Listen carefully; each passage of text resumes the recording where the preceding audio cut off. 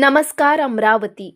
राजापेठ प्रभाग क्रमांक 18 मधील क गटात ईव्हीएम मशीनच्या तांत्रिक अडचणीमुळे मते कमी मिळाल्याचा गंभीर आरोप करण्यात आला आहे। उमेदवार अर्चना अमोल ठाकरे यांचे पती अमोल ठाकरे यांनी हा आरोप केला आहे। शिव इंग्लिश स्कूल येथील मतदान केंद्रातील एका खोलीत अपेक्षित 140 मतांऐवजी केवळ 67 मते मिळाल्याचा दावा त्यांनी केला आहे। या पार्श्वभूमीवर क गटासाठी ईव्हीएम ऐवजी बॅलेट पेपरवर मतदान घ्यावे अशी मागणी प्रशासनाकडे करण्यात आली आहे। अनामत रक्कम भरण्यासही तयार असल्याचे सांगत अमोल ठाकरे यांनी मनपा आयुक्त सौम्या शर्मा यांना निवेदन दिले आहे। मागणी मान्य न झाल्यास न्यायालयात दाद मागणार असल्याचा इशाराही त्यांनी प्रशासनाला दिला आहे। प्रभाग क्रमांक 18 राजापेठ कवरनगर यामधून माझी मिसेस क गटातून असाधारण महिलामधून निवडणूक लढवली होती।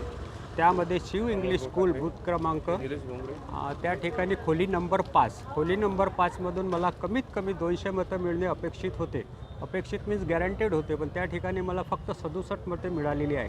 माझं म्हणून निवडणूक आयोगावर माझा आक्षेप आहे का तुमच्या ईव्हीएम मशीनच्या टेक्निकल प्रॉब्लेममुळे हा प्रॉब्लेम आलेला आहे, तरी तिथली निवडणूक पुन्हा बॅलेट पेपरवर घेऊन आम्हाला न्याय द्यावा। तसेच 200 किंवा आम्हाला संपूर्ण प्रभागामध्ये 2000 पेक्षा एक मत जरी कमी पडलं तर इलेक्शन कमिशनचा जो काही दंडात्मक रक्कम आहे ती रक्कम आम्ही भरण्यास अदा करण्यास तयार आहे।